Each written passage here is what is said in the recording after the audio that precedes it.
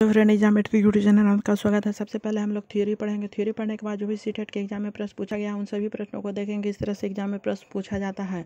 और सबसे पहले हम लोग देखेंगे संज्ञान और बोध, जिसे कॉग्निटिव कहा जाता है, और एक है संवेग। क्या होता है, इन दोनों में आपका अंतर क्या होता है, क्या है, ये सब हम लोग देखेंगे। तो सबसे पहले हम लोग संज्ञान का अर्थ जानते हैं कि अर्थ क्या होता है संज्ञान। तो समझ या ज्ञान को ही कहा जाता है संज्ञान, ठीक है। और संज्ञान में मुख्यतः यह शामिल होता है क्या, तो ज्ञान आपका शामिल होता है, समग्रता होता है, अनुप्रयोग होता है, विश्लेषण होता है, संश्लेषण होता है, मूल्यांकन पक्ष सम्मिलित होते हैं, तब बनता है यह संज्ञान। और संज्ञान अलग अलग अवस्थाओं में भी भिन्न भिन्न तरीकों से बालकों में संज्ञानात्मक विकास होता है। और यह शैक्षणिक प्रक्रियाओं में अधिगम का मुख्य केंद्र संज्ञानात्मक क्षेत्र है। और इस क्षेत्र में अधिगम उन मानसिक प्रक्रियाओं से जुड़ी होती है जिसमें पर्यावरण से सूचना प्राप्त की जाती है। इन सूचनाओं को समझ के आधार पर वह कार्य को दिशा देते हैं। तो यह संज्ञान होता है। संज्ञान का अर्थ हम लोग समझ गए हैं, और संज्ञान में क्या क्या सम्मिलित है वो हम लोग देखे हैं। तो अब देखते हैं कि ज्ञान मीन्स होता है क्या, तो ज्ञान आपका उच्च सोचने से होता है ज्ञान। और समग्रता मीन्स क्या होता है कि आप कहाँ तक समझ चुके हैं, वह आपका समग्रता है। और अनुप्रयोग क्या है कि कहाँ तक आप प्रयोग किए हैं, ठीक है, कहाँ आप प्रयोग कर चुके हैं। और विश्लेषण मीन्स क्या होता है, विश्लेषण मीन्स अलग अलग आपका भागों में बांटा गया है, ठीक है। और संश्लेषण मीन्स होता है क्या, संश्लेषण मीन्स उसका पूरी तरह से आपको व्याख्या या गहराई में जानना होता है संश्लेषण। जैसे हिस्ट्री के आपका बुक पढ़ते हैं 6-7 में, तो 6-7 में आपका हिस्ट्री का बुक पढ़ते हैं, तो इसमें थोड़ा सा बताया जाता है, मीन्स छोटे भाग बताया, तो इसे हम लोग विश्लेषण कहते हैं। और संश्लेषण क्या होता है कि ये आपका टॉपिक का जो 8 और 9 10th में है, जो उसे विस्तृत रूप में बताया जाता है, बहुत गहराई में बताया जाता है। मूल्यांकन क्या है, तो इसे सभी पक्षों में सुधार करने को ही मूल्यांकन कहा जाता है। अब हम लोग देखते हैं संवेग। संवेग होता है क्या, संवेदनाएं, जिसे इमोशन कहा जाता है।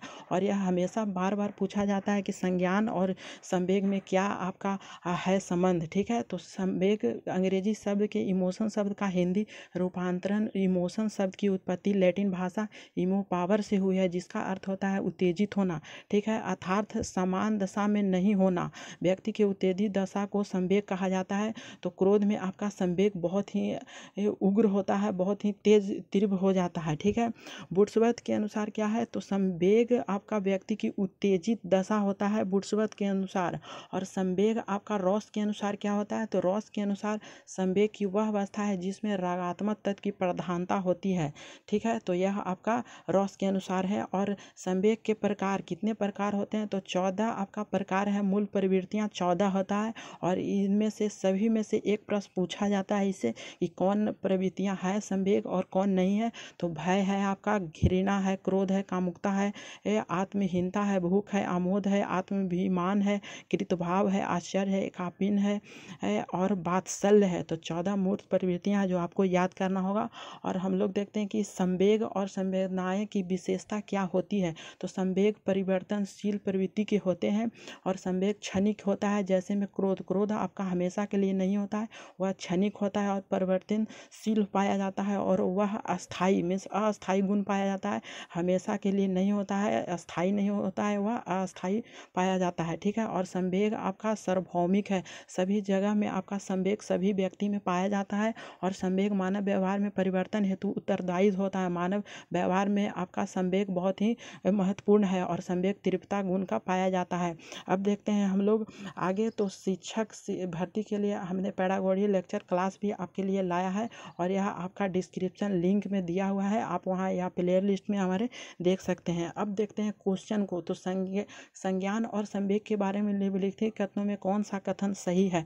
यह सीटेट 2016 में प्रश्न पूछा गया है। तो हमने अभी बताया कि संज्ञान और संवेग एक दूसरे से आपका क्या है, परस्पर जुड़े हैं और एक दूसरे को प्रभावित करते हैं, ठीक है। आप क्रोध में अगर आप निर्णय गलत ले लिए तो यह आपका संज्ञान हो जाएगा गलत, ठीक है। तो यह एक दूसरे से परस्पर जुड़े होते हैं। स्वतंत्र आपका गलत है, ठीक है, और ये सभी आपको प्रभावित एक दूसरे पर नहीं करते हैं, ठीक है। तो आपका ऑप्शन फर्स्ट सही होगा। और अगला प्रश्न है 2019 में पूछा गया है सीटेट।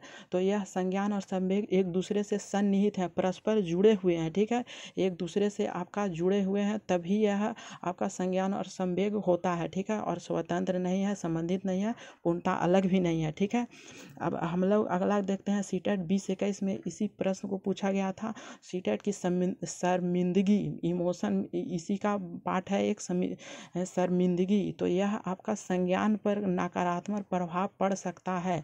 ठीक है, संज्ञान पर, इमोशन पर, आपका इमोशन है वह संज्ञानात्मक पर आप निर्णय गलत ले सकते हैं, इसीलिए नकारात्मक प्रभाव पड़ता है। इसीलिए आपका यह ऑप्शन सही है और सेकेंड ऑप्शन गलत है, और यह भी आपका पारंपार पैदा, और यह भी आपका गलत है। तो आपका ऑप्शन ए सही है और सीटेट 2021 में पूछा गया है। हमारे टेलीग्राम में जुड़िए और नोट्स लेने के लिए नीचे लिंक में दिया गया है डिस्क्रिप्शन में। तो thank you for watching this video.